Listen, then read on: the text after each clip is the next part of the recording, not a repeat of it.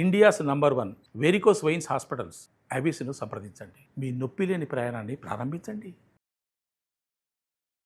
Hello అండి, అందరికీ నమస్కారం. నా పేరు మాధురి. ప్రస్తుతం మనతో పాటు ఉన్నారు మోటివేషనల్ స్పీకర్ సునీత గారు. హలో సునీత గారు. హాయ్ అండి.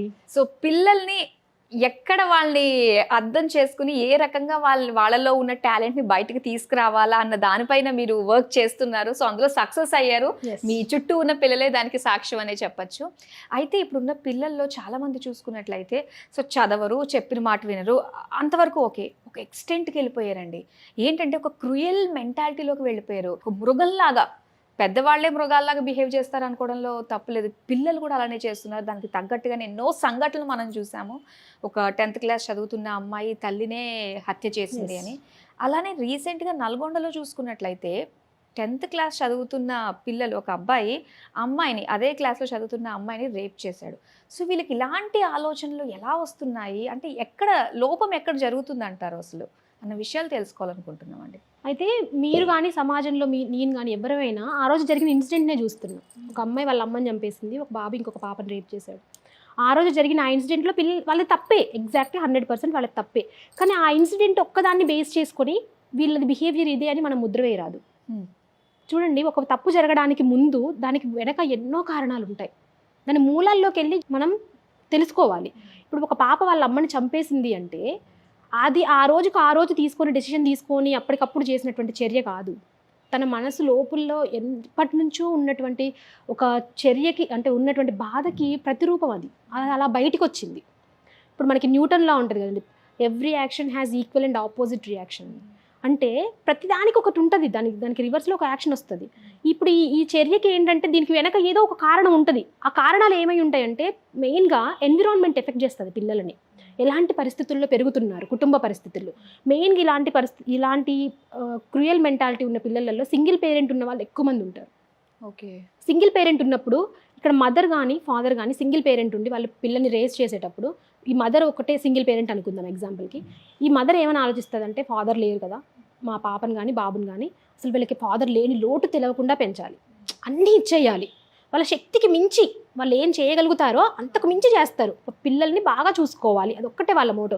కానీ ఫినాన్షియల్గా మన పొజిషన్ ఏంటి, సోషల్గా మన పొజిషన్ ఏంటి, మనం ఎక్కడున్నాం, ఇవేమి డిస్కస్ చేయరు. ఒక ఫేక్ ప్రెస్టేజ్లోకి తీసుకొస్తారనమాట. మనం అంతా బాగున్నాం, నీకేం కావాలో చెప్పు. ఇప్పుడు ఆ పాప ఒక 5000 రూపీస్ డ్రెస్ సెలెక్ట్ చేసి నాకు ఇది కావాలి మమ్మీ అంటే వాళ్ళ మమ్మీ ఏం కష్టపడుతుందో తెలియదు. నేను ఈ కష్టపడ్డాను కూడా చెప్పదు, తనకి తీసుకొచ్చి ఇచ్చేస్తుంది. ఇప్పుడు తనకి ఎలాంటి ఆలోచన బిల్డప్ అవుతుంది, మేము ఓకే, మేమంతా బాగున్నాం కదా, ఇస్తుంది కదా అనే ఆలోచనలోకి వెళ్ళిపోతుంది. ఇక్కడ అలాంటిది డెవలప్ చేయకూడదు పిల్లలలో. మొదటి నుంచి కూడా పిల్లలతో చాలామంది పేరెంట్స్ వాళ్ళ ఫ్యామిలీ విషయాలు డిస్కస్ చేయరు. నీకెందుకు చిన్నపిల్లాడివి అంటారు. ఫినాన్షియల్ విషయాలు డిస్కస్ చేయరు, నీకెందుకు అవసరం లేదంటారు. కానీ వాళ్ళ ఫ్యామిలీ ఫినాన్షియల్ పొజిషన్ ఏంటి, వాళ్ళ ఫ్యామిలీ సోషల్ స్టేటస్ ఏంటి, అదన్నీ కూడా చెప్పాలి. రిలేటివ్స్లో వాళ్ళ ఫ్యామిలీని ఎలా చూస్తున్నారు, ఎందుకు అలా చూస్తున్నారు, వీళ్ళ వైఫ్ అండ్ హస్బెండ్కి ఏదో ఒక తెలిసి ఉంటుంది. వాళ్ళ దగ్గర మనం చిన్నతనంగా ఉంటున్నాం, మనకి ఇది లేకపోవడం వల్ల చిన్నతనంగా ఉంటున్నాం, వాళ్ళు మనల్ని అలా చూస్తున్నారు. ఇలా అనిపించినప్పుడు వాళ్ళు ఎందుకు పిల్లలతో డిస్కస్ చేయరంటే వాళ్ళు బాధపడతారు అనుకుంటారు. కానీ బాధపడ్డం కాదు, వాళ్ళకి చెప్పినప్పుడే కదా తెలుస్తుంది, దానికి సొల్యూషన్ వాళ్ళు వెతుక్కుంటారు. అలా చెప్పట్లేరు. అలా చెప్పుకోకుండా ఎంతసేపటికి మనం అంతా బాగున్నాం అని చూపించడం సింగిల్ పేరెంట్ విషయంలో అది జరుగుతుంది. ఎన్విరాన్మెంట్స్ అట్లా చేస్తే తర్వాత ఏవైతే ఏమంటారు ఎమోషనల్ ట్రామా, అది కూడా పిల్లల్ని ఎఫెక్ట్ చేస్తుంది. అది ఎట్లా ఎఫెక్ట్ చేస్తుంది అంటే, ఇప్పుడు వీళ్ళ మదర్కి పాపకి మధ్యలో ఒక ఎమోషనల్ బాండింగ్ అనేది ఉండాలి. ఎప్పుడైనా పేరెంట్స్కి పిల్లలకి మధ్యలో ఒక ఎమోషనల్ బాండింగ్ ఉండాలి. ఇప్పుడు ఏమవుతుందండి, పిల్లలు మార్నింగ్ 7 o'clock స్కూల్కి వెళ్తారు, ఈవినింగ్ 7 o'clock వస్తున్నారు, తినేసి పడుకుంటారు అంతే, మళ్ళీ 7కి వెళ్ళిపోతారు. వీళ్ళ పేరెంట్స్ హడావిడి పేరెంట్స్ది, పిల్లల హడావిడి పిల్లలది. వీళ్ళిద్దరి మధ్యలో ఎక్కడ ఎమోషనల్ బాండింగ్ ఉంటుంది? ఇద్దరు కలిసి టైం స్పెండ్ చేయండి అంటే ఇద్దరు కలిసి సినిమా చూస్తారు. సినిమాకి వెళ్తే అది టైం స్పెండ్ చేసినట్ట, ఆ 3 hours ఎవరో చేసిన క్రియేటివిటీని వీళ్ళిద్దరు కూర్చొని ఎంజాయ్ చేసి వస్తున్నారు. అవును, అట్లే కాదు, ఒక ప్రొడక్టివ్ టైం స్పెండ్ చేయాలి కూర్చొని. అసలు నీకు ఏం జరుగుతుంది, నీ ఆలోచన, ఆ పిల్లలతో మాట్లాడినప్పుడు వాళ్ళ థాట్ ప్రాసెస్ ఏం జరుగుతుందో మనం చేయగలుగుతాం, మనం ఎగ్జామిన్ చేయొచ్చు. వీడు ఇలా ఆలోచిస్తున్నాడు కాబట్టి ఇది తప్పు అయితే తప్పని చెప్పాలి, కరెక్ట్ అయితే ఓకే నాన్న నువ్వు ఆలోచించేది కరెక్టే. లేకపోతే కొన్ని డౌట్స్ వచ్చినప్పుడు ఇలాంటి డౌట్స్ పిల్లలకి సాధారణంగా డౌట్స్ వస్తూ ఉంటాయి. ఆ డౌట్స్ని క్లారిఫై చేయాలి. ఇవి నీకు అవసరం లేదు, నీకు చెప్పే విషయాలు కాదు అని వదిలేయకూడదు. మనం ఎప్పుడైతే వాడికి గుప్పెట్లో మూసేసి ఉంచుతామో, నీకు చెప్పకూడదు, నీకు తెలియకూడదని, అప్పుడు ఏమవుతుందంటే ఇంకా తెలుసుకోవాలనుకుంటాడు.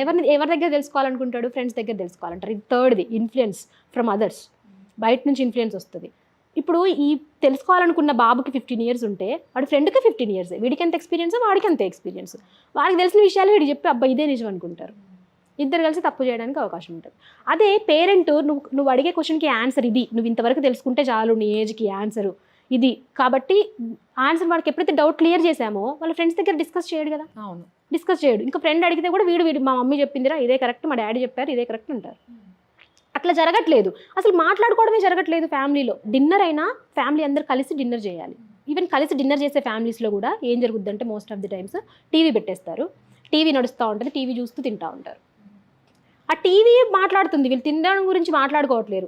డిన్నర్ టేబుల్ అనేది ఒక మంచి ప్లేస్ ఫ్యామిలీ మొత్తానికి మాట్లాడుకోవడానికి. ఆ రోజు డే అంతా ఏం జరిగింది, వాళ్ళ లైఫ్లో ఏం జరిగిందని పేరెంట్స్తో వీళ్ళు డిస్కస్ చేస్తారు. పేరెంట్స్ కూడా డిస్కస్ చేయాలి అంటున్నాను నేను.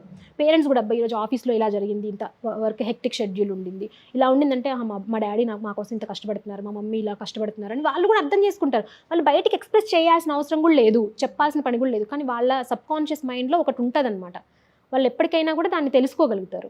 కాబట్టి మనం మాట్లాడుతూ ఉండాలి పిల్లలతో.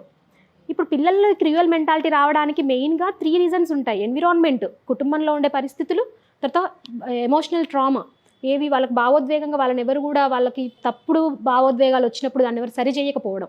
దీంట్లో సమాజానికి కూడా పాత్ర ఉంటుంది. అంటే ఒక పిల్లాన్ని రైజ్ చేసేటప్పుడు తల్లిదండ్రులతో పాటుగా సొసైటీది కూడా ఈక్వల్ షేర్ ఉంటుంది. సొసైటీ కూడా వీళ్ళని తక్కువ చేసి చూడడం, లేకపోతే వాళ్ళని అనరాని మాటలు అన్నప్పుడు ఎవరి దగ్గర నుంచో విన్నప్పుడు వీళ్ళు దాన్ని కూడా లోపల పెట్టేసుకుంటారు బాధని. దాన్ని ఎవరితో ఎక్స్ప్రెస్ చేయాలి, మళ్ళీ పేరెంట్సే. ఇక్కడ పేరెంట్స్ అంత టైం ఇవ్వట్లేదు, వాళ్ళు మాట్లాడట్లేదు, ఇక్కడ టచ్ లేదు, బాండింగ్ లేదు, ఇంకెక్కడ చెప్పుకుంటారు, ఫ్రెండ్స్. అది థర్డ్ ఇన్ఫ్లుయెన్స్. ఫ్రెండ్స్ దగ్గరికి వచ్చేసరికి సేమ్ వాళ్ళు కలిసి మన ఇద్దరం కలిసి చేద్దాం అని ఒక తప్పు చేయడానికి ఏర్పడుతుందన్నమాట. ఇదంతా పోవాలంటే మెయిన్గా పేరెంట్స్ మొదటి నుంచి పిల్లలతో ఒక బాండింగ్ ఏర్పాటు చేసుకొని కూర్చొని మాట్లాడాలి. పాతకాలం రోజులలో అమ్మమ్మలు, నానమ్మలు, బాబాయిలు, పిన్నులు అందరూ ఒక ఉమ్మడి ఫ్యామిలీ ఉంటే వాళ్ళు కూర్చోబెట్టుకొని స్కూల్ నుంచి వెళ్ళి వచ్చిన తర్వాత స్కూల్లో ఏం జరిగిందని వాళ్ళ మమ్మీ ఒకవేళ వంట చేస్తూ బిజీగా ఉన్నా వాళ్ళ పెదనానో చిన్నానో వాళ్ళ నానమ్మో మాట్లాడేవాళ్ళు. నైట్ పడుకునేటప్పుడు బెడ్ టైం స్టోరీస్ చెప్పేవాళ్ళు. ఇప్పుడు అలాంటిది ఏమీ లేదు. న్యూక్లియర్ ఫ్యామిలీస్ అవ్వడం వల్ల పెద్దవాళ్ళు ఎవరితో కూడా లేదు. అసలు పెద్దవాళ్ళతో ఎలా బిహేవ్ చేయాలో కూడా పిల్లలకి తెలియట్లేదు. రేపు వాళ్ళ నానమ్మ ఇంటికి వస్తే ఎలా మాట్లాడాలో తెలియదు. ఇప్పుడు నానమ్మ వచ్చిందండి వాళ్ళ ఇంటికి, వాళ్ళ ఫాదర్ వాళ్ళ అమ్మగారు కాబట్టి వాళ్ళ ఫాదర్ వెళ్ళి వాళ్ళ అమ్మతోని పక్కనే కూర్చొని అమ్మ ఎలా ఉన్నావు అని మాట్లాడడం. వాళ్ళ అమ్మగారికి కాళ్ళు నొప్పి లేస్తున్నాయి అనుకోండి, వాళ్ళ ఫాదర్ కాళ్ళు నొక్కారనుకోండి, ఏమని ఫీల్ అవుతాడు బాబు, ఓహో వాళ్ళ అమ్మకి కాళ్ళు నొక్కుతున్నాడు మా డాడీ అంటే మా మమ్మీకి బాగాలేనప్పుడు నేను కూడా చెయ్యాలి. అది తెలియకుండానే నేర్పిస్తారు. కానీ అదేం లేదు, ఈయన పట్టించుకోడు, ఈయన డ్యూటీకి వెళ్ళిపోతాడు, అమ్మ వస్తే ఈయనకి లేదు. అప్పుడు ఈ బాబు మాత్రం వాళ్ళ పేరెంట్స్ పట్టించుకోవాలని ఎలా కోరుకుంటాం? నిజంగా అసలు ఈ రోజుల్లో ఎందుకు ఇలా జరుగుతున్నాయి అని చెప్పేసి అనిపిస్తుంటే కారణాలన్నీ కూడా మనం చేసిందే, మన సొసైటీ నుంచే మనకు వస్తున్నాయి. అవును, అంతేగాని ప్రత్యేకంగా పిల్లలు ఎంత క్రూయల్ గా అవ్వట్లేరు. బై బర్త్ ఎవ్వరు కూడా అలా అవ్వాలని కోరుకోరు. వాళ్ళ చుట్టూ ఉండే పరిస్థితులు వాళ్ళని అట్లా ఎఫెక్ట్ చేస్తాయి. అవి మూలాల నుంచి మనం మార్చుకుంటూ రావాల్సిందే. కానీ ఒకేసారి ఆ రోజు జరిగిన ఇన్సిడెంట్ని బేస్ చేసుకొని పిల్లలది తప్పు అని రాదు. నిజంగానే. సో ఇప్పుడు దాకా అదే కోణంలోనే ఆలోచించి అబ్బా ఏంటి ఇంత దరిద్రంగా తయారవుతున్నారు పిల్లలు అది ఇది అని చెప్పేసి, దానికి రీజన్ ఏంటి అంటే ఇంత స్టోరీ వినిన తర్వాత అర్థమవుతుంది. సో ప్రతి ఒక్కళ్ళు కూడా ఎంతలా బిజీగా ఉన్నా కూడా ఆ ప్రొడక్టివ్ టైం, ఆ డిన్నర్ టైం, అది చాలా చాలా ఇంపార్టెంట్, చాలా very very important. Every family కూడా దాన్ని ఫాలో అవ్వాల్సిందే. ఖచ్చితంగా. చాలా మంచి విషయాలు మాకు షేర్ చేసినందుకు thank you so much. Thank you.